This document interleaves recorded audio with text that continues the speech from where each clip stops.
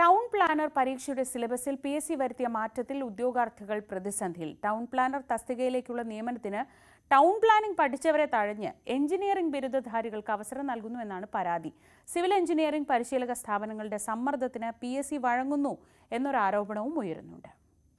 Greater Kochi development അതോറിറ്റിയുടെ town planning officer തസ്തികയിലേക്കും LSGD planning വിംഗിലെ അസിസ്റ്റന്റ് ടൗൺ പ്ലാനർ തസ്തികയിലേക്കും 2023 ജൂലൈയിൽ പരീക്ഷ നടത്താനാണ് PSC അപേക്ഷ ക്ഷണിച്ചത്.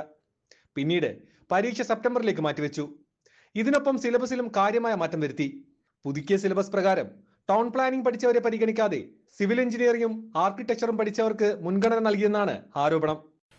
ഇപ്പോൾ വരുന്നതെന്ന് പറഞ്ഞു കഴിഞ്ഞാൽ മെജോറിറ്റി സിവിൽ എഞ്ചിനീയേഴ്സ് ആണ് കയറുന്നത്. അപ്പം ഈ പറയുന്ന B പ്ലാൻ കഴിഞ്ഞവർക്ക് തീരെ ഇതിനകത്ത് ചാൻസ് ഇല്ല. കാര്യം അവർക്കാകെ ആൻസർ ചെയ്യാൻ പറ്റുന്നതിന് 15% അല്ലെങ്കിൽ 15 മാർക്കിന്റെ ക്വസ്റ്റ്യൻസ് മാത്രമേ അതിനകത്ത് കിട്ടുന്നുള്ളൂ. അപ്പോൾ ആ ഒരു സ്ഥിതി മാറണം എന്നുള്ളതാണ്. പോരാതെ തന്നെ ഇനിയിപ്പോൾ ഈ ചീഫ് ടൗൺ പ്ലാനർ അതും ഇതുപോലൊരു വിഷയമാണ്. അപ്പോൾ അതിനകത്ത് ഇപ്പോൾ ഡയറക്റ്റ് റിക്രൂട്ട്മെന്റ് നടക്കാറേ ഇല്ല. അതൊരു പ്രൊമോഷൻ പോസ്റ്റായിട്ടാണ് ഇപ്പോൾ പോകുന്നതെന്നാണ് അറിഞ്ഞത്.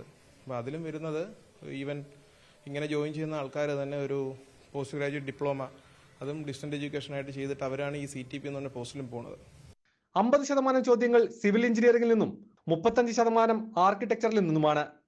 ടൗൺ പ്ലാനിംഗ് വിഭാഗത്തിൽ നിന്ന് 15% മാത്രമാണുള്ളത്. പരാതി ഉയർന്നിട്ടും സിലബസ് പരിഷ്കരിക്കാൻ PSC തയ്യാറായിട്ടില്ല. ഇതോടെ ടൗൺ പ്ലാനിംഗിൽ ബിരുദാനന്തര ബിരുദം വരെ നേടി പുറത്തിറങ്ങുന്ന വിദ്യാർത്ഥികളുടെ ഭാവിയാണ് ആശങ്കയിലാകുന്നത്. സാരംഗ് സുധാകരൻ, News 18, തിരുവനന്തപുരം.